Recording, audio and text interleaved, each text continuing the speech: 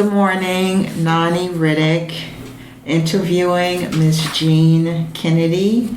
It's November the 8th, 2022. Good morning, Ms. Kennedy. Good morning, Nanni. How are you today? Wonderful. Great. Beautiful day. Great, that's great. We're going to talk a bit about your time at Trinity. I'll start by asking you, when did you graduate? 1958. 1958. How was your time here at Trinity? Do you see it favorably? Yes. Like you think about it favorably, or? Yes, I do, because it was, I was a poor girl from Southeast Washington, lived out near, off of Marlboro Pike near not Camp Springs, Andrews Air Force Base, kind of. And so I went to high school at Notre Dame, so I already knew the Sisters of Notre Dame. And that's the Notre Dame on North Capitol, was next to Gonzaga. It now has been bought by Gonzaga and is a part of Gonzaga. So my mentor there, who was a year ahead of me, and she came to Trinity and she encouraged me to come to Trinity. I wanted to go to Maryland and be rah-rah. She said, no, you don't. So instead, I came to Trinity and I was blown away because it was such an academic rich place, and I was reading things that I had never known before, and it just blew me away that I was in this group of women who were so intelligent. All of the teachers, they were all nuns then, and then I met so many girls from New York, Boston, Philadelphia, Cincinnati, I mean all over the country. And I was a day student, and there were about, in my class, there were about 15 of us, I think. I had a half scholarship, so I was able to work in the summer to pay the other half. My father was a machinist at the Navy Yard, so that was something he could have afforded, maybe, but it would have been difficult. In any case, I loved it. I even loved the philosophy and theology courses, which most people, it was 8 o'clock in the morning, and most of the girls who were here had their got up out of bed practically and fell asleep in the class. But instead, because I had been on one bus and 2 streetcars to get here, I'd been up for about an hour and a half. Okay. So I was fully awake and had the privilege then of listening to all the new ideas about God and the universe. Okay. That you don't get from your pastor. Okay. Intellectual conversation. It was an intellectual challenge, and I just loved it. Yes. So you were a commuter student? Yes. Mainly. All right. What was your undergraduate degree? It was in English literature. Yes. And I had a split minor in Spanish and education. Wow. Only because I had in Notre Dame, the nuns, we had to take 4 years of Latin and 3 years of French. Yeah. If you were in the top groups in high school. Yeah. And so I'd already had that, so I wanted to learn Spanish, so I took 2 years of Spanish here. Yeah. And then I also wanted to be a teacher. Yeah. So I took the education courses too. Sister Mary Hayes mentioned to me that Trinity was the Harvard of the women's colleges. Would you agree with that? Absolutely, and reading about the founders, they looked at the curriculum from the Jesuit schools, which were the boys' colleges, and they looked at the curriculum from Smith, which was the top non-denominational college for women. And they wanted to be the Catholic women's colleges that was on a par with them. So you had to take so much biology or chemistry. You had to take the history of art. You had to take music. You had to take so you got the science, the arts, and then you had to even if you weren't an English major, you had to take 2 years of English, and then 1 year I think of history. But anyway, that was the basis, but that's what all the boys' schools were doing at the time, because that's what liberal arts education was. Yes. Then you specialized. Yes. So, Wow. So it was highly rigorous. highly rigorous. Wow. So you feel like it prepared you for the change that occurred in society, like for women. Yes, Yeah. these were intellectual women. They were smart women. Yeah. And a lot of them, like my English lit teacher, she had gone to Oxford for extra study, and so had some of the other teachers. I think Sister Mary Hayes, so that they were in national organizations, so that they made themselves known as, a good educational institution. Yeah. So were most of your classmates, yourself included, happy with the fact that this was an all-women's college? Like, did you miss the interaction with the opposite sex, or how? Yes, but that's the way it was. If you went to Catholic schools, I didn't. I went to public school first, and then I went to Notre Dame Catholic school, girls' school. We were before the change, so you didn't have a choice. You couldn't go to a boys' school. I could have gone to Maryland. I could have gone to public school. I couldn't have gone to private. All the private schools were separated, boys and girls. And while we didn't like it, neither did the boys. So Georgetown and Trinity, there was a lot of telephone calls before the weekend, and everybody wanted blind dates, and they wanted to meet each other. So a lot of Trinity girls dated and married Georgetown boys, and the same was true. Wow. They wanted to date and marry Trinity girls. I think the current Trinity students would like that information. Wow. I know. Yeah, that's interesting. So, did you come from a Catholic family? I did. Yeah. Sister Mary Hayes mentioned to me that Trinity is like a legacy school, or was like a legacy school for many Catholic families. Right. Like, a lot of the students' mothers, sisters, cousins attended this school. Yes. You would say that's true? That was true, except for that there were sort of two groups of gals here, and there might be now, those whose parents had been to college themselves and came from that kind of environment. And of course they wanted to send their child to the best college, so Trinity was the best Catholic women's college. Wow. So a lot of the girls from New York City came from very, very well-to-do families whose fathers were in business and had been college graduates, and whose families may have been, I don't know. So there was, I would say, maybe 60 or 70% of the girls who were here when I was here were from those kind of well-to-do families. Wow. And then there were those of us who weren't. And I was on scholarship, other people were on scholarship, or we were the first in our family to go to college. My father and mother came from a small town in Pennsylvania near Pittsburgh. One was Ford City and the other was Katanning.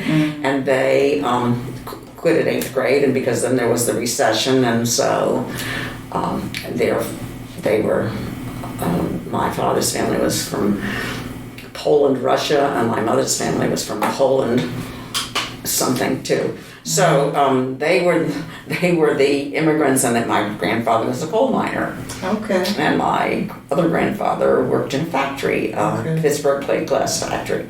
So I was the first. Wow. So, that's interesting. Yeah. Yeah.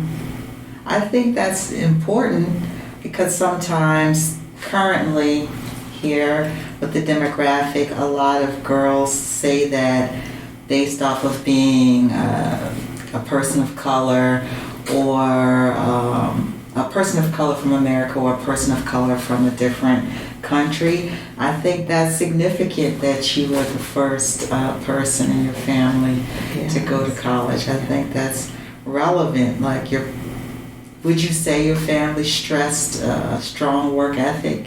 Oh, yes. Oh, absolutely.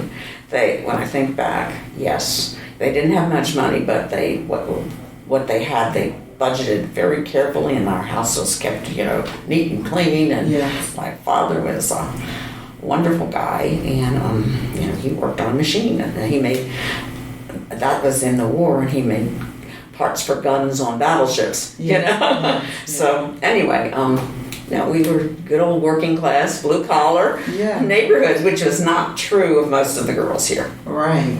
Yes. I don't know how does that dynamic work today? Would you say it's the other way around? Well, I'd say it's mixed. Yeah, because some girls come from affluent backgrounds, but some. What do you think? I told you I thought the percentage when I was here it was 70% were from affluent backgrounds and well-educated backgrounds, and then 30% of us might have been the first in the family. What do you think I think possibly the other way around. That's 30%. That's what I was thinking. Yeah, and then 70% come from working class, and some come from immigrant backgrounds. Mm-hmm. We have a lot of Hispanics. Yes. Yeah, and you call them dreamers. Yes. Call them dreamers. DACA. Yes, that's a big program here. I know. Yeah, I'm proud of our school. Yeah, and Trinity is pioneering that, Mm-hmm. and we're proud of that as well. Yeah. I would say, what makes you most proud about Trinity?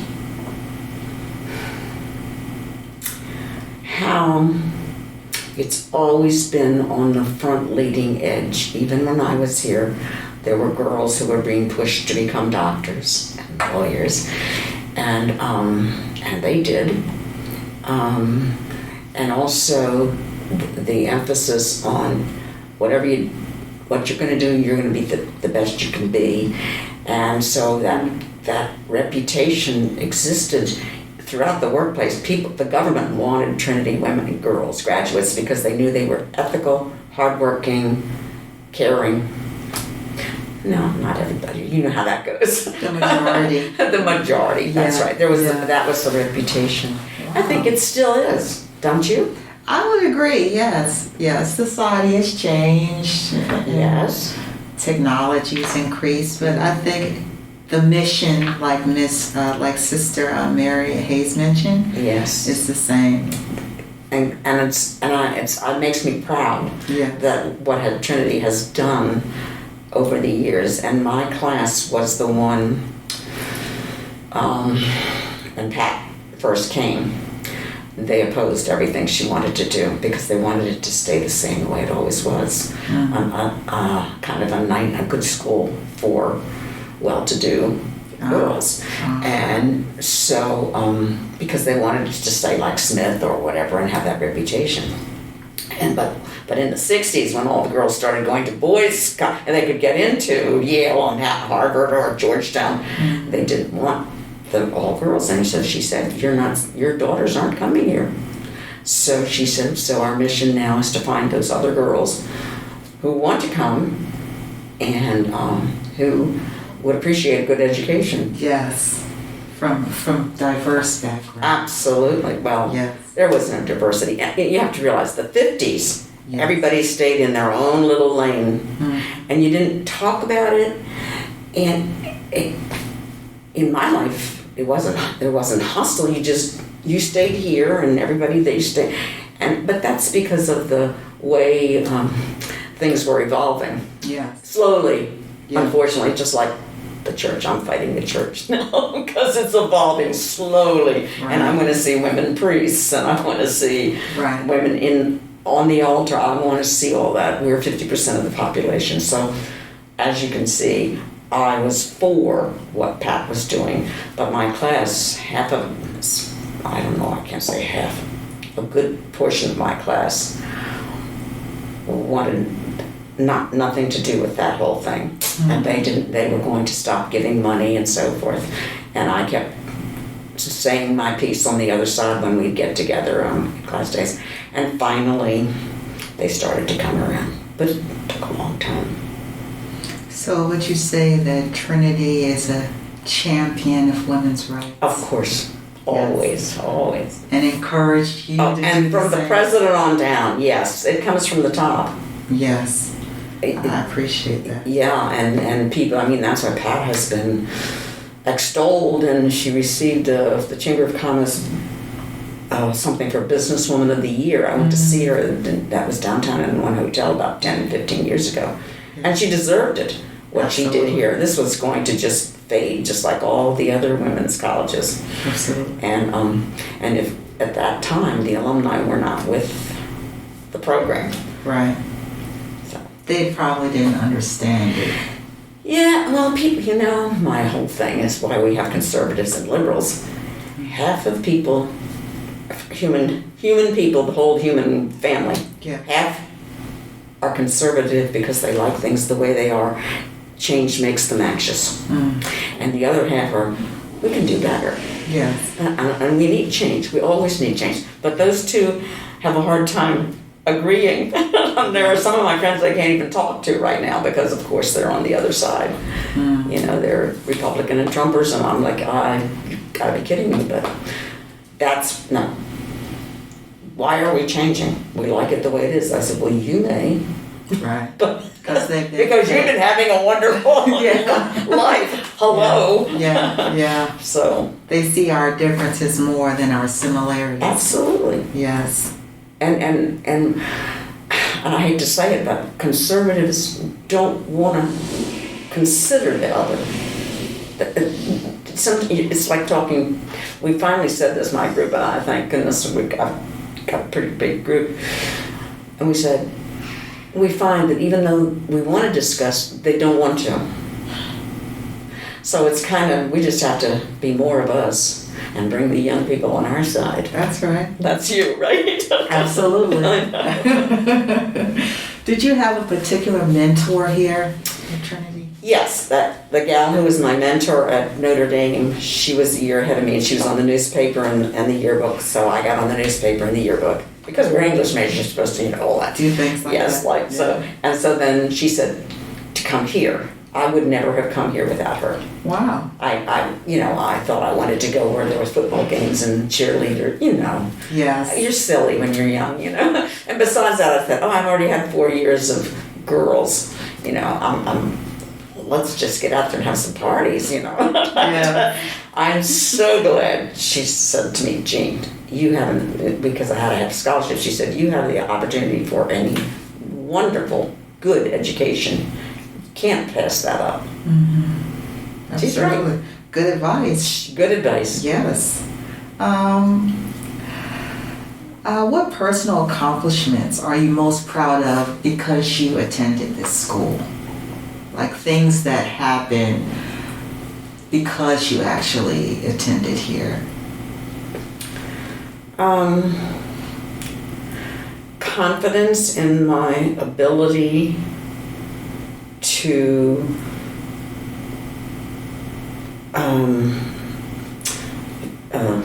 look for a job, present myself for a job, be able to articulate the things that I wanted to do and the skills that I had from this school.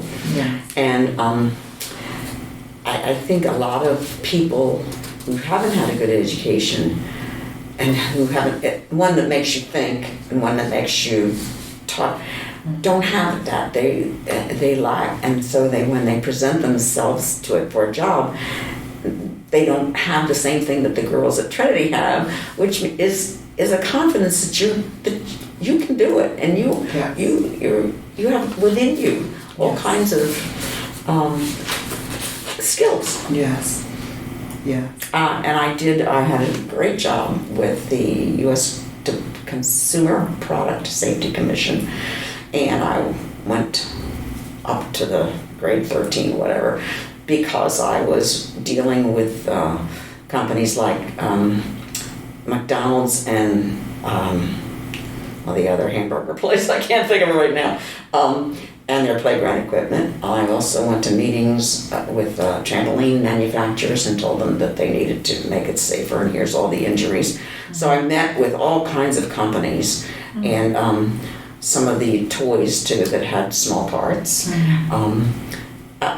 I mean, I would not have probably been able to do that had I not had this big liberal arts education where you could think, and think for yourself. And when I taught, then I would try to teach I love teaching, and I would say to them, if I'm a businessman, I want somebody that can think, not just stand there and wait for me to tell them each thing to do. I want you to be a thinker. Yes. So it helped me in my teaching tremendously. And I taught before I had a family, and then I taught at HerStory. I taught at I taught over in Silver Spring, reading to kids who couldn't read, and then my last one was at St. Michael's, and then I also taught at St. Camilla's, which is now St. Francis International, for 7 years as a reading teacher, helping kids from 4th, 5th, 6th, 7th, 8th grade who didn't think they could read. Right. And but you built their but confidence. they could, they could. You seem like a great confidence builder. Well, maybe that's what Trinity gives you. Possibly. Besides the good education that's there if you want it. Yes. Yeah. Wow. I mean, and they extolled all they used to each year, not only the teachers and all the degrees they had, but other women who went out in the world and ran companies or were doctors or whatever, CEOs. And Nancy Pelosi and whatever, Absolutely. And I can't think what's her name, the governor of Michigan. I can't think of her name right now. Okay. Yeah, I think that makes a big impact, like when you see the accomplishments of Trinity women, especially as a student, and you're like, wow, they went here? Well, what can I do then? Yeah, I think about that all the time. So, what do you think the world, the country, the world, should be aware of about this school?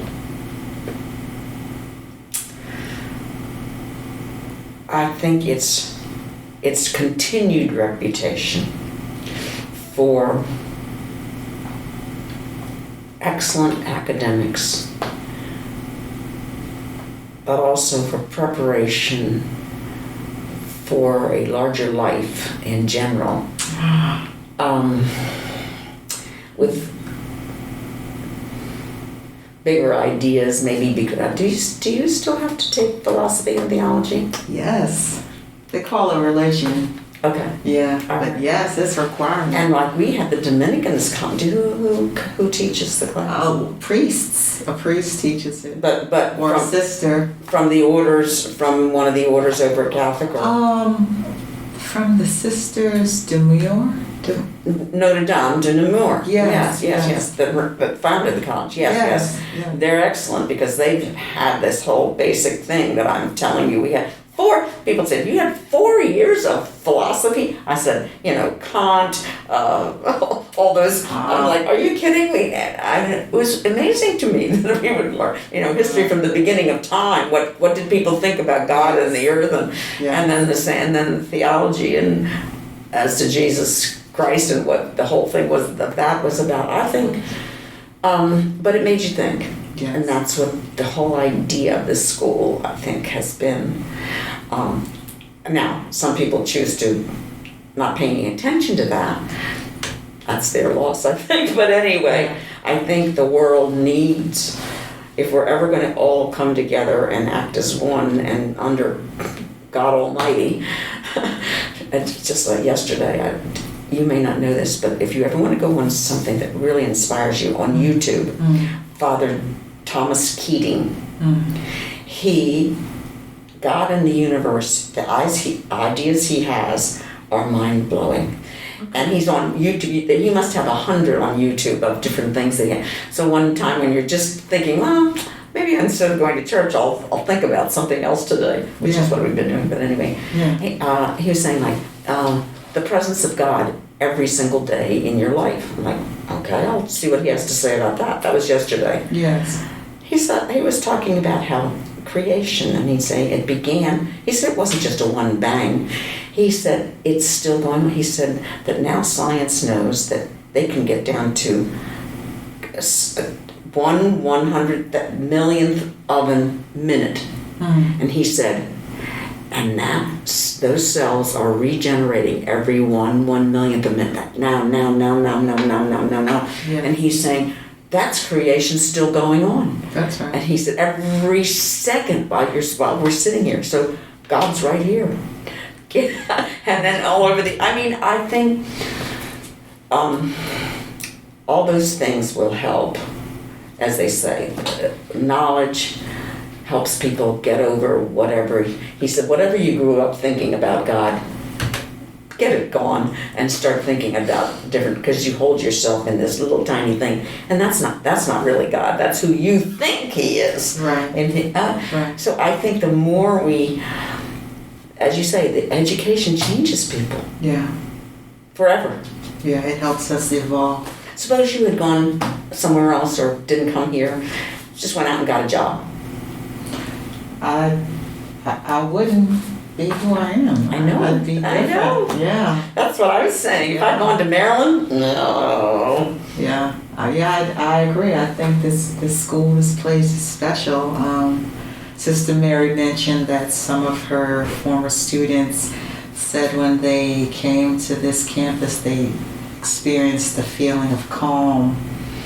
And I would agree. It's like every time I'm a commuter student currently, and every time I come on the campus, it is that. It's like a calmness. When they talk about the ivory tower, it is an ivory tower. Yeah. But it's we call it, it's an honor and a privilege to be able to do that. There's some people, they have to get up and go work at McDonald's because they don't have enough money for food, and Right. So this is a incredible privilege. I agree.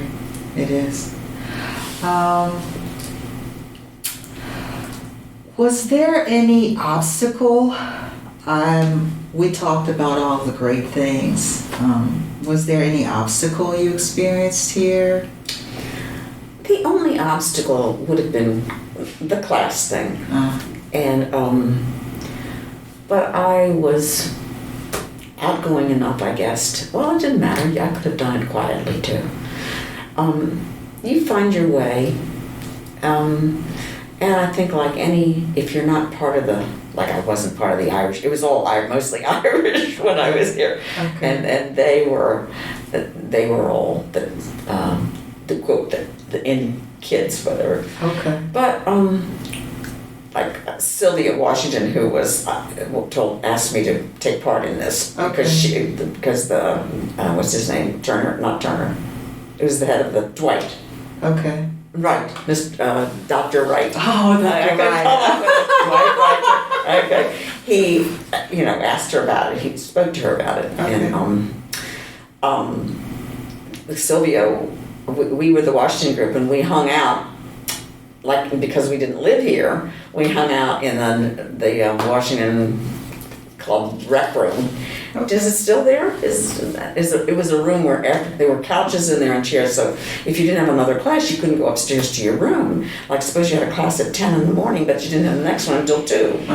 So we would hang out, have lunch in the smoker or whatever, or we would hang out there. You mean in Main Hall? Yeah, it was down in the basement. Yes, it's there. It's there? Yeah. Okay. I wasn't aware it was called that. What do you call it now? Commuter? Just Main Hall. Just Down. We don't call it anything really. They're just like the basement. Well, it was where the day students could hang out. Yeah. And we did. And so of course Sylvia was the first black graduate of Trinity in my class, and we just came the other day to see her get her doctorate. Is that Sylvia Washington Bach. Yes. Yeah. Yes, I was there at the convocation. Yeah. Yes. Yeah. She was wonderful. But anyway, we became friends.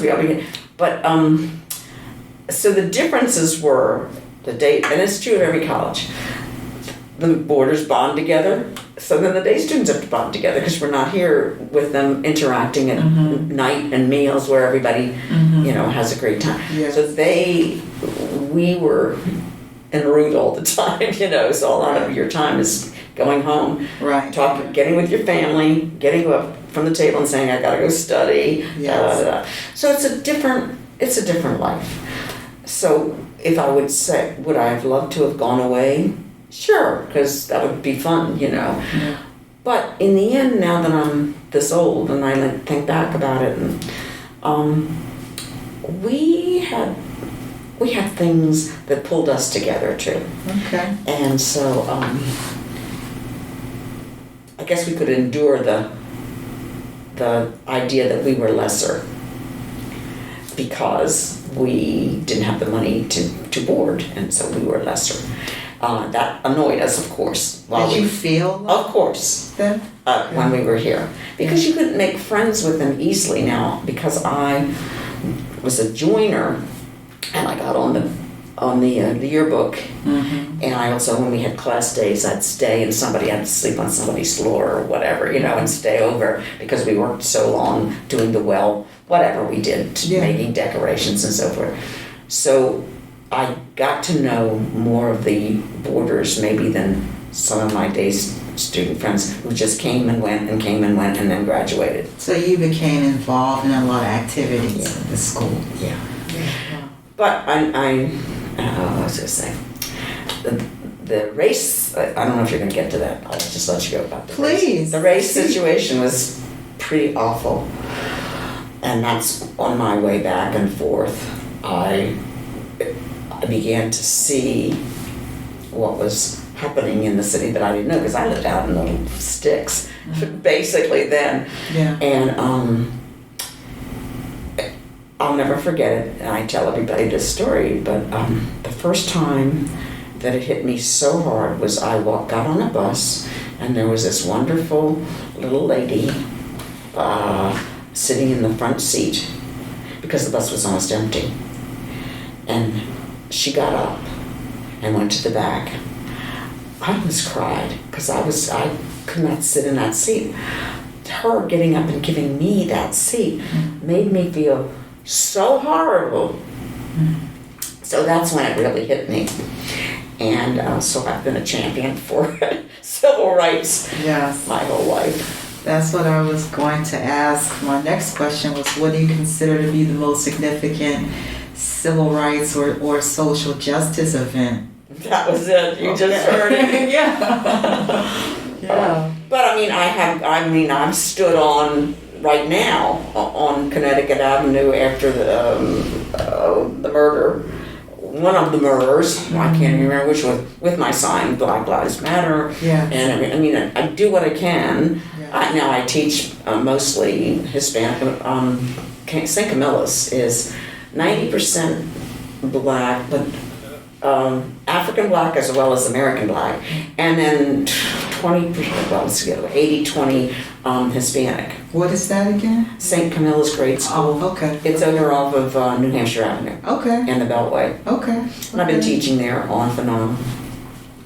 And I did teach kids on parole one year when my kids were little babies and my husband came So home. you're currently teaching there? No, I just stopped. I stopped but I would like to go back, but I can't. Well, because they started doing Zoom, and I was learning the Zoom, but I said they wouldn't give us the thing that you could break away and have a breakaway class. So I said to her name is Callan Chaboya, she's Hispanic, but I taught there for 5 years. Yes. And like going twice a week and taking kids out of class and 1-on-1 or 2-on-1.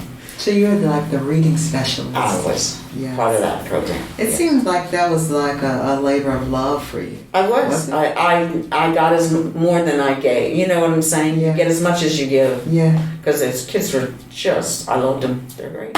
So we had good relationships, and I watched them succeed. And so there you go. Can you describe an experience here at Trinity related to civil rights or social justice that caught your attention? You see, 1958, nothing had happened yet. As I said to you, everybody was in their own lane, minding their own business. Yeah. And nobody was pushing for anything. Yeah. Oh, Catholic Church was actually, the Washington Diocese, what was his name? Archbishop, it was an Irish guy. I can't think if I could see him in my head.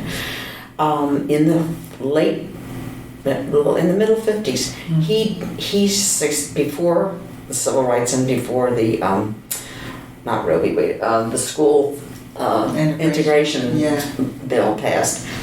He said, we as Catholics, we will start opening our schools. So at Trinity College, Notre Dame down on K Street, North Capitol and K, I had 2 or 3 young gals, one from Hyattsville, one from Camp Springs, and anyway, 2 of them lasted and graduated, and one of them went with me to Trinity, Marie Stewart. She only lasted, I shouldn't say lasted, she only stayed 2 years. I think she had financial situations and other I don't even know. Yeah. And that's it, I don't even know, we didn't talk about our fathers, our mothers, what they did or whether they were college. We didn't talk about that. We talked about what was going on at Trinity. So you really didn't know if families had hardships. Yeah. You didn't know. Yeah. So then it was Sylvia and Marie in my class here. Okay. But we're talking, we came here in 54. Right. It was still too early for all of the civil rights. And then when they had the riot here in the 60s, I was in California. My husband was drafted, and we went to San Francisco for 2 years. So I wasn't here when that happened.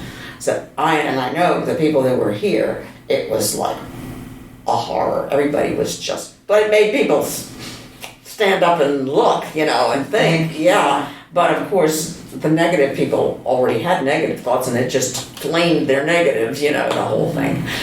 I love that Washington is where it is, because all the whites moved out, that whole thing.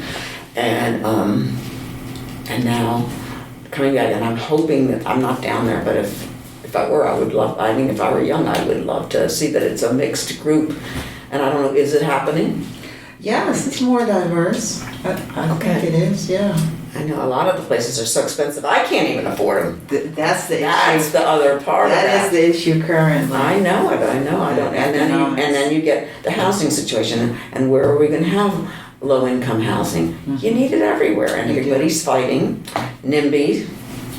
Who? NIMBYs, not in my backyard. Oh. That's new. Wow. You never heard of NIMBY? I live near a lot of NIMBYs. Okay. All those Republican NIMBYs, Okay.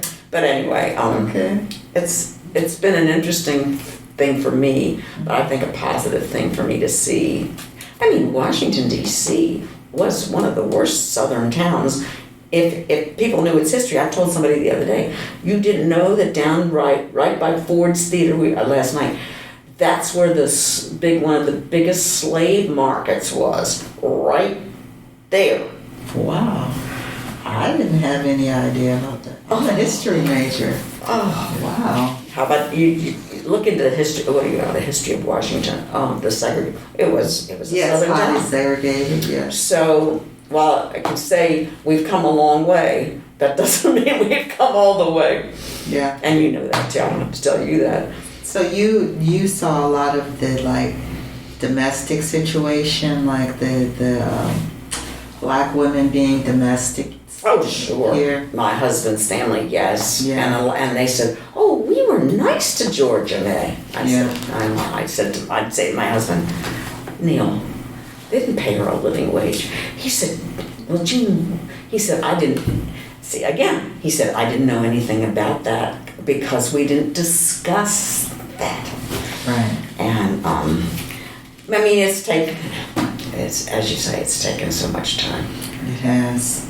Yeah. But there are people all over the world too that are still even in worse shape. I mean, if you look at some of these African countries, It's oh true. my God, It's true. and they come, and then there'll be cab drivers, and I'll say, "How's your country? It looks terrible on TV." He said, "It's worse than you think," you know. And It's true. the Boko Haram in Yeah. Nigeria. Oh, Yeah. God, thank God we don't have that.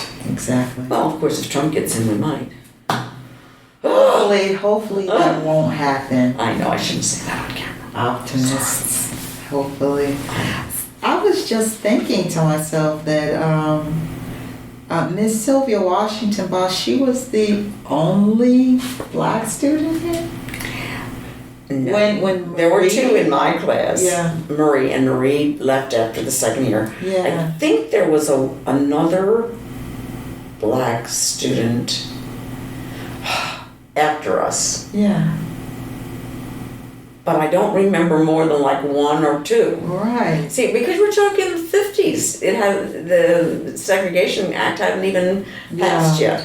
How was she treated? Like, you were her friend, but how was Yes. she treated by others? Sylvia was, I found this out, we never took, I was gonna say, a couple of her uncles and whatever cousins went to Howard. Yeah. So, she was an only child of an older couple who lived in Northeast on 13th place. So she was impeccably dressed, and she spoke beautifully. She did not have a problem. In her mind, she said, I didn't have a problem. If anybody was saying anything behind my back, I didn't know it. And she was a French major, so that's a very narrow group, you know. Yeah. So, and she was president of the French club, and when she was a senior, and before that she was vice president.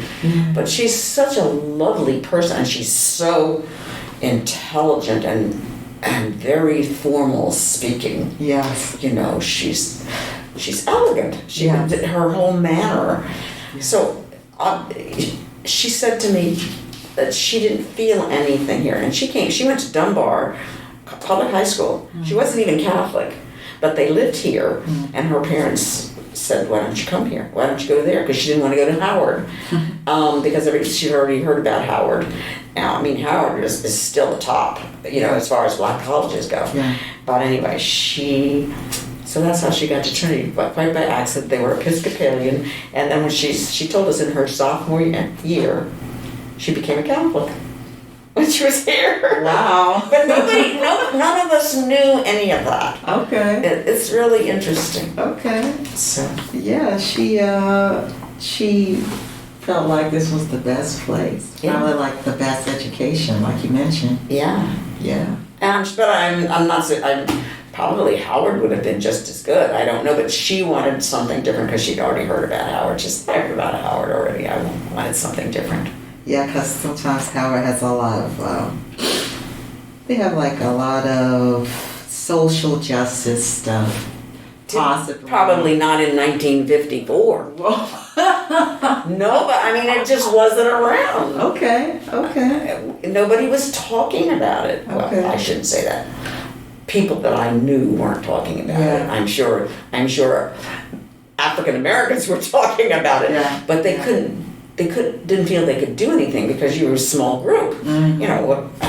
You know, you have Martin Luther King trying, Yeah. and you've got a few big figures, and some people were listening. But Yeah. as far as getting it done and getting it through Congress and all those Southern boys, good luck. Right. Yeah, I know. Yeah. Well, Lyndon Johnson did that for you, honest to God. As crazy as he was, he got that through because he was a Southerner. Yes. Yeah, he saw the importance. We appreciate that. Yeah, but he had to badger people and threaten them with things he knew about them. You know, he was one of those guys that Oh. he was a real politician. Yeah. You read his life sometime, and you're like, wow, okay, I see Yeah. your good side and your bad side, right? Yeah. And Well, in conclusion, is there anything in particular that you would like to share or like to tell the Trinity community? Any words of encouragement?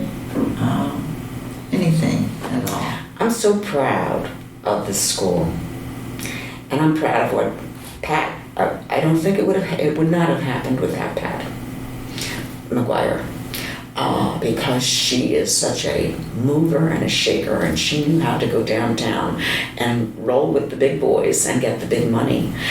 She wasn't going to get it. She would not have been able to do what she's done with just the money from alumni.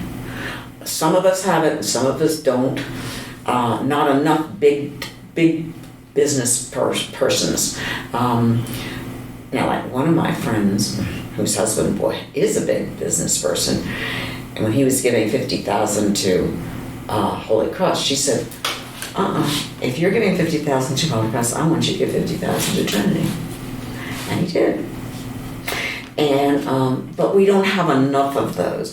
Smith came from grand old families, and all of those big New England schools and Georgetown. I mean, they have enormous amounts of money, and we couldn't have done it without what she did.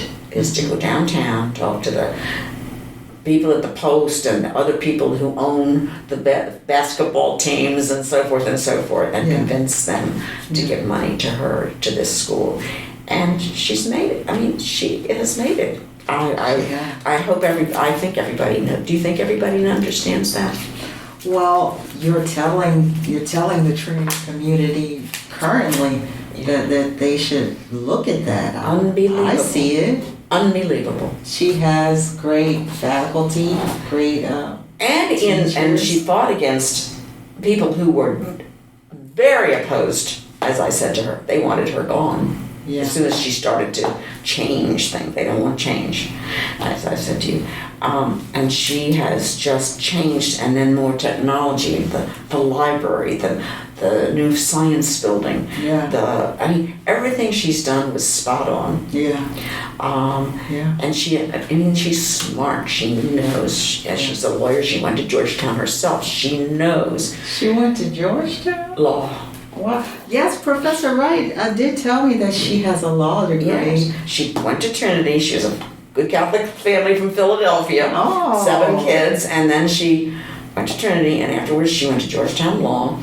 Then she started in a practice. I'm sure she could have gone in any big, heavy-hitting practice and been a fantastic lawyer, maybe before the Supreme Court, because she knows how to push what agenda she's got, and she has the skills to speak and say in so many good words. So those were her talents, and she used it. And then she looked at that. Then she said, "No, I got to do something different." And then she started pro bono work, for people who can't afford. Yes. And then from there, they had her on the giving over at Georgetown. She was hitting up donors. And then we decided we didn't have nuns anymore to run the college, and we needed different people, and they had men. They brought in men. Yeah. And then they're saying, "What's the matter with a woman? Why not a woman?" Yeah. I think we are just so lucky that they found her. It was, everything has its time and place, and she was there. Yeah. And I'm so proud of the school that what she has done almost single-handedly and against a lot of opposition. She advocates for the school. Well, Yes. Yeah. And who best? A lawyer. To do Yes, that. of course. Yeah. So you can be the next lawyer, right? Big shoes to fill. There were girls that came, never thought they'd do it either. It's a lot of people say, "Oh my gosh, I never thought I'd be here." People will say that, like Barack Obama or Biden or whatever. Who'd ever have thought? When I was in high school, like Obama's stuttering and he couldn't even speak. I mean, not Obama, Biden, who couldn't. He had such a terrible stutter. And they made fun of him. Oh, you didn't know that? I couldn't He was tell. a junior. Oh, you can. Sometimes he'll miss a word, and all the Republicans will jump on him. And I'll say, "Do you know that this man overcame a hideous stutter? They called him Joe." Really? Oh, kids are unmerciful. Yeah. And he was a sophomore, and they tried different things. Nothing worked, and he himself spent the summer doing, and I've forgotten what it was. He used a poem or something to be able to rid himself of, and usually I know I have a friend whose son stuttered. They tried hundreds of things and he could not get rid of it. So he ended his whole life stuttering, which is hard. So he went into research, of course, so that he wouldn't have to speak. Anyway, he seems so poised all the time. I couldn't tell. He seems like the cool guy in the room. See, you never know. He's Mr. President, but he seems so. And Barack Obama said he wasn't an exceptional student in college because he was. I mean, high school. He said I was working on being cool. Yeah. But so it's called you never know. You look at yourself now and you say, I don't see this happening. And then 40 years from now, you'll be saying, why? I can't believe where I've come. Yeah. So that's why I encourage everybody to remember those things. Yes. This is. Well, thank you so much for your interview, for your time. I wanted to show you Sylvia now. Let me see if I can find her, and what they said about her. Here she is. Oh, she's beautiful. Yes. Wow. Well, they all are. Well, you know, that makes you all look good. Yeah. But as you can see, she's and I'm trying to think where the French club is. It showed her. It was a pretty picture.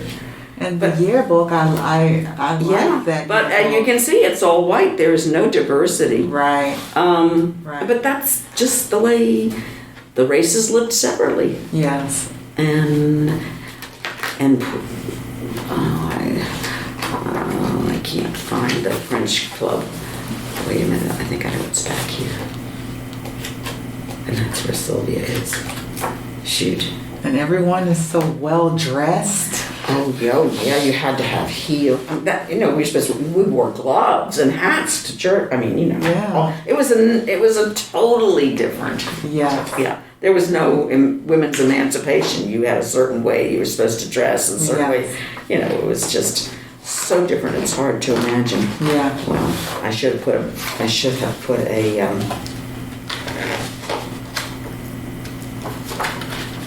It's interesting. I think students would like the Trinity yearbook again. Like, we don't have that.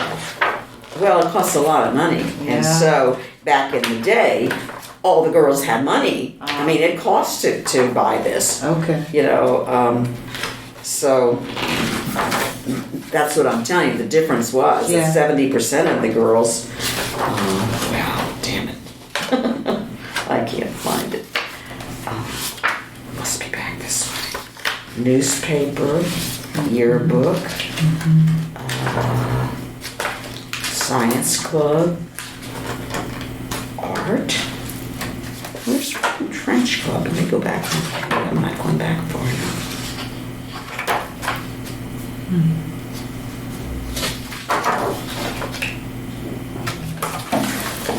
There she is.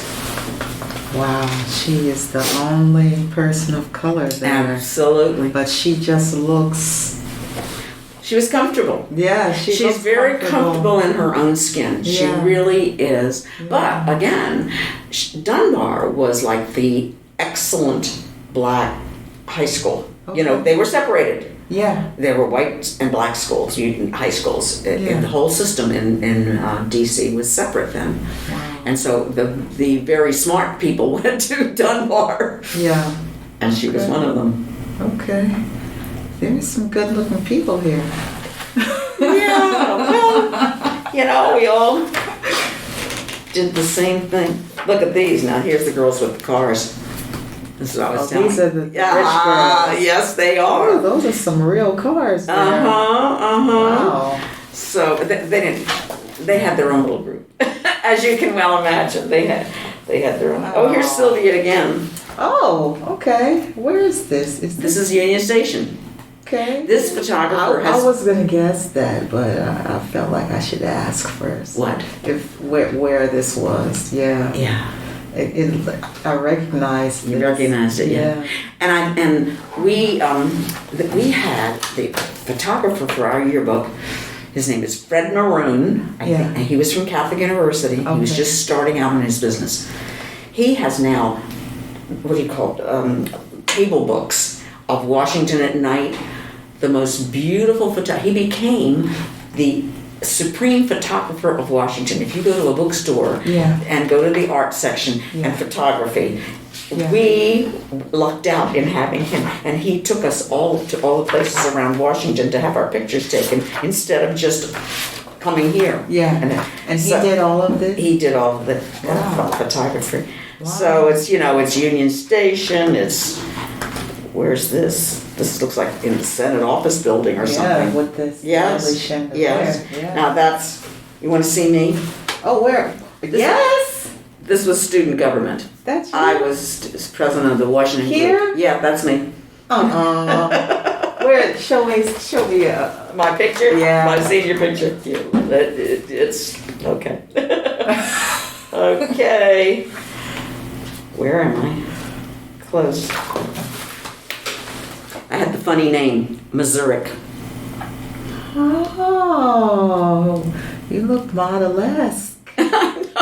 Wow. Okay. I think that was a funny picture. I'm like, I don't know how. He told me, look, no, do this. Turn your head this way. Turn your head that way. Yeah. Don't. Then I had a space between my teeth. I had them fixed when I was in my 40s, and I think I do too.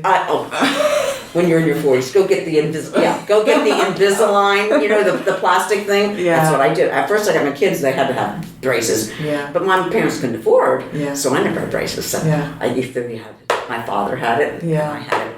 My So I dad got has it. Wow. So I got it. And Yeah. it just gradually you change them, and each you put a new plastic thing in, it moves it just a tenth of an inch, a tenth of an inch, a tenth of an inch. It's over like maybe 8 months. Yeah. Invisalign is called. I love it. Okay. Well, Nanni, it's been so nice. Yeah, it has Talking been to a you. pleasure speaking with you. Same. An honor. Same. Thank you. Hi.